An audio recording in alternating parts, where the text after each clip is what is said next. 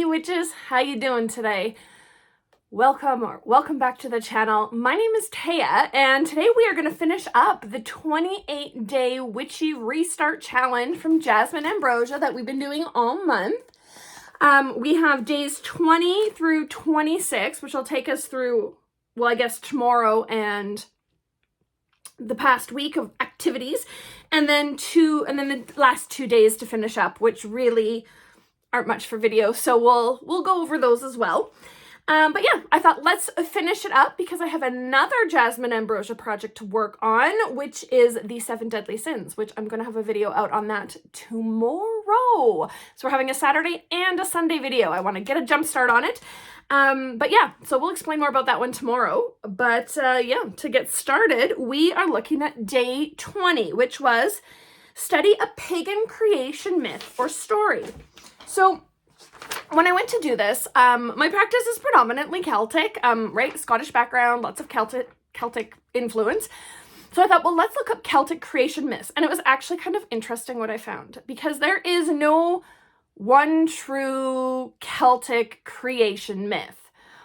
There are many kind of different reconstructions of myths available, right? You can find them on the internet, but there are no historical records of like the Celtic creation myth. I'll go over some of the ones at the end, but basically in the Celtic culture, all of their stories were passed orally. They were kept by druidic bards who would share the stories and pass them down to the next generation of bards, and they would sort of do it that way. And it was considered taboo to write down their stories and myths, etc. So there is no recorded creation myth. All the stories that we do have were recorded by invading conquerors. So we do have some records of like myths and stories and stuff from the Celtic lands, but they were recorded by the conquerors. So they're always a little, right, like you gotta take them with a bit of a grain of salt because they weren't recorded by the Celts themselves. So there are some stories though. The first one I found was about Dawn and Danu, who were born of the void, and they loved each other, and they birthed 3 boys, and then the boys are growing up between the 2 of them entwined in this embrace and realize they don't have enough room to grow, so they convince their mother, Danu, to release her hold on their father Dawn, and they kill him, and then it goes on with this whole sort of creation myth. So it's kind of interesting with parts of the world being from the 9 parts of Dawn's body. You've got the tears of Danu kind of creating, I think they were like this part of the seas along with his blood, and then her tears fertilize some more things, like, and it creates all these different sort of features of the world and like different like races of creatures. It's kind of interesting. The next one was Iocha the mare. She was a mare, so a horse, and she ate from an oak tree. There's a whole story about it, but she ate from an oak tree, and eating these white berries from the oak tree became impregnated, and she birthed Cernunnos. I hadn't heard that one before at all. That was very new to me. It's kind of interesting. Another one, that there were giants who were created from the hoarfrost, and then they were melted by a great fire, or it was a giant created from the hoarfrost, who was then melted by a great fire, and his body and parts of his body formed all sorts of different parts of the world around us. The Tua de Danann have a creation myth of sorts with Danu, and then, which is a little different than the one with Dawn and Danu, I don't know. And then finally the one that I kind of know about, which I don't know if it's so much a creation myth, but it's about the Cailleach and how she traveled over Scotland, and really the Celtic lands, and she would gather stones that she would hold, like she would pull up the corners of her apron to make like a basket, and or sometimes she carries a basket and she would carry the stones, and as she walked, the stones would drop from her basket or from her apron and create the landscape. So those are kind of all of the sort of Celtic creation myths that I could find or think up. So yeah, that's kind of interesting. Kind of an interesting project, right? To look at creation myths. Then we go on to day 21, which was to make something out of air dry clay for your practice. So I'll be honest, I didn't make it myself, but I did get it just last weekend. Is this beautiful, it's like a labyrinth that you can follow with your finger. I don't know if it's made out of air dried clay or what exactly. It almost feels like resin on the back, but yeah. Anyways, she had a whole bunch of these, this lovely vendor, and you can like trace around with your finger. So it's kind of like meant to be sort of meditative. This lovely, I don't know if you can kind of see, it's like ridged, right? So yeah, that was my air dry clay. I bought it. The next one, day 22, was study a witch from folklore. So of course I am going to study Isabel Gowdy. That is who I am obsessed with. She is one of my mighty dead, and I have this lovely spread in my old, like, grimoire, if you will, that I actually want to transfer into my new book. And I'll just read to you a little bit about who Isabel Gowdy was. She lived in Oldern near Nairn in Scotland during the Great Scottish Witch Hunt of 1661 and 62. Over a period of 6 weeks in 1662, she made 4 confessions to witchcraft. She was married to John Gilbert, and while her actual age is unknown, she is assumed to be of childbearing age, likely in her late 20s to early 30s, based upon her testimony. While torture to obtain confessions was outlawed in Scotland on April 10th of 1662, her first confession was April 13th of 1662.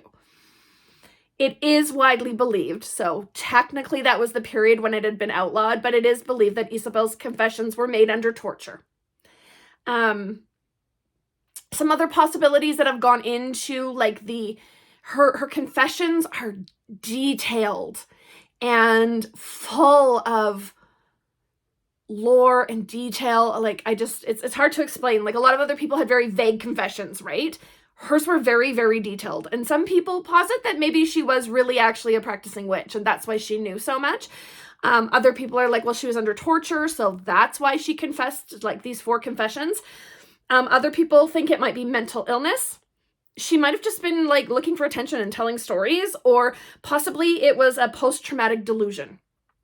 So there's lots of different theories on why she confessed to what she did. There is no record of a trial or an outcome for Isabel Gowdy, but she was likely tried in mid-July and then strangled and her body burned. This was the majority of outcomes in Scotland prior to 1678. So, yeah, she had some very detailed confessions. I won't go into all of them, but in her last confession, she did confirm the names of all of her coven members and co-conspirators, including Janet Bredhead. So, if you've heard of Janet Bredhead, she was connected to Isabel Gowdy, and due to the testimonies of Isabel and Janet, there were 41 arrests made. So, yeah, big witchcraft history there. Big witchcraft history there with Isabel Gowdy. Day 23 was watch a witchy movie. And I'm going to tell you a secret. I've never really watched a witchy movie, and I'm not going to start now. I've thought about maybe watching them and doing something for YouTube here, like, a witch reacts to the craft. But not ready yet. Haven't got there yet. Day 24 was craft a witch's ladder. So I thought, I'm going to share with you my witch's ladder. So this is it here. This is like one of my prized possessions. I actually made this for school last year, but this is my prized possession, my witch's ladder. There are a number of different colored threads that go into it. Each thread has a different meaning. And then there are all of these, I believe there's 9, 1, 2, 3, 4, 5, 6, 7, 8, 9 beads and charms that hang on the different colored threads.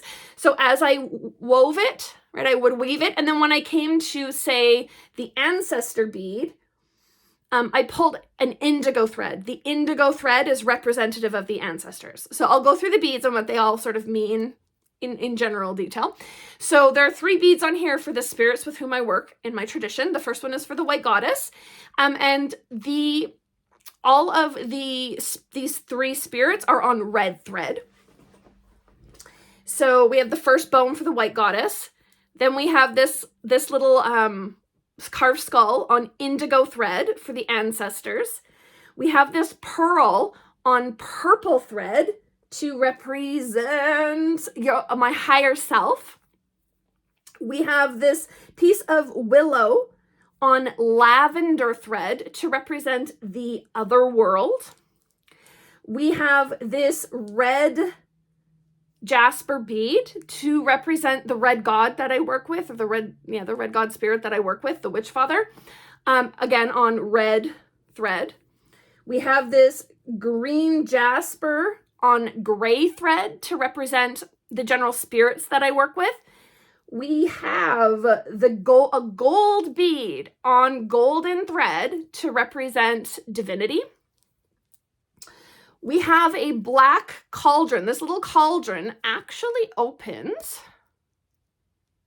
and it's got little black stones in it. I don't know what the little black stones are, but it's a little cauldron charm to represent witchcraft, and it's on black thread to represent the act of witchcraft itself. And then finally, we've got a black stone on a red thread to represent the black goddess with whom I work. So this is my witch's ladder, and it's sort of a reminder for me, right? Of this is like holds my power in the craft, if you will. It is a reminder of who I am and where I come from, what I believe. And this hangs on my altar. I don't know if you can see it. If I put it back where it hangs over here on my altar. You can. On this lovely, it's not an antler, it's a piece of petrified wood, but it's kind of shaped like an antler. So that sits on my altar here. That's, I guess, my working altar. And that's, it's just there as a reminder for me. So day 25 was make an offering to your ancestors, which I do quite regularly. Two things I offer. I haven't done it in a while. There used to be a particular ancestor that I worked with, and we would have tea and study Gaelic together. I haven't done that in a while, but I would offer tea. And then just for my general ancestors, I offer incense. And I don't know, I just don't know where I picked this up, but I have this belief that the smoke of incense allows the spirits to manifest, that somehow they manifest better in this like sort of smoky atmosphere. Spirits in general. So for my spirits of my ancestors, I offer incense. And then day 26, which is actually, I think, tomorrow, Sunday, it says grow something from a seed. And I don't have any plants to start that I'm going to grow from seed, but I thought this is a great opportunity for me to start my alfalfa seeds. So you can see here, there's this screw on top that has a screen. And then inside I'm just soaking. So for 2 to 6 hours, you soak your seeds to get them good and waterlogged. And then we'll drain it out. And then you rinse, I think you rinse it daily. Is it once a day or twice a day? I can't remember. To keep them damp in here. And this will sprout a bunch of alfalfa seeds that I can eat in my sandwiches or whatever. So I thought it would be fun to grow something, especially this time of year. Like, let me put it this way. 2 days ago, it was 37 degrees below zero. 37 degrees below freezing here. So nothing is growing. So yeah, I thought it'd be fun to kind of grow some alfalfa seeds. It's not particularly witchy, but it's growing something from seeds, so I'm doing the challenge. Then the last 2 days, which I really won't have a chance to capture, I'm not going to do a whole video for 2 days, so we'll finish it up now. The day 27 was write a petition in Theban. And I actually just finished a little assignment studying mystical scripts for school. I love Theban. I think it's really, really interesting. I have used it in my craft before. And I've definitely, I've used it in petitions. And the other script I tend to use is Oham. So like the Oham stave, and it's like a line with like a solid line going up and down. And then there's like different, straight across lines, slanted lines, and lines that stick out from the left and lines that stick out from the right. And that creates the Oham script, which is like a Celtic script. Similar to a rune. And then different combinations of those little crosshairs make up different letters, but they also represent different trees. And then the trees each have different meaning. Like Beth is a single stave with just coming out from the left-hand side a single line, which is for birch, which is new beginnings. I think that is, or is it the one that goes right through? I can't remember, but anyways, you get the point. There's lines and they mean things. All right, day 28 is then to finish it up, journal and reflect on your 28 days. And honestly, just to journal and reflect, I mean, it was really fun. And thank you, Jasmine, for putting together this challenge. It was really fun to sort of sit and work through it each week and look at what we could do. And I mean, yeah, there were a couple that I just flat out didn't do, but for the most part, it was really fun and I really enjoyed it. So if anybody else wants to create some like witchy prompts to go through, I know we had Neo-Pagan November with Brittany back in November, and then Jasmine just did the witchy restart for February. And yeah, if anybody else wants to create any, I love doing these. I'm honestly not so good at making them myself, but yeah, it's just kind of fun to go and do them. So if anybody else has one out there, shout me out in it because I love to do it. Yeah, so it was fun. It was great. It was a really good way to sort of get back thinking witchcraft on a more like daily basis and sort of just looking at different things throughout the days and what can I do to sort of just connect with my craft and kind of get my 2023 kickstarted. So yeah, thank you, Jasmine, for putting it together. And thank you guys for watching along and hanging out with me. And like I said, we'll be back tomorrow with another video. Starting, Jasmine is doing a Black Lent challenge working with the 7 deadly sins, and I'm actually really looking forward to it. I think it's a brilliant project, and yeah, just looking forward to being a part of it. So that should be out tomorrow. All right, thanks so much, you guys. We'll catch you in the next one.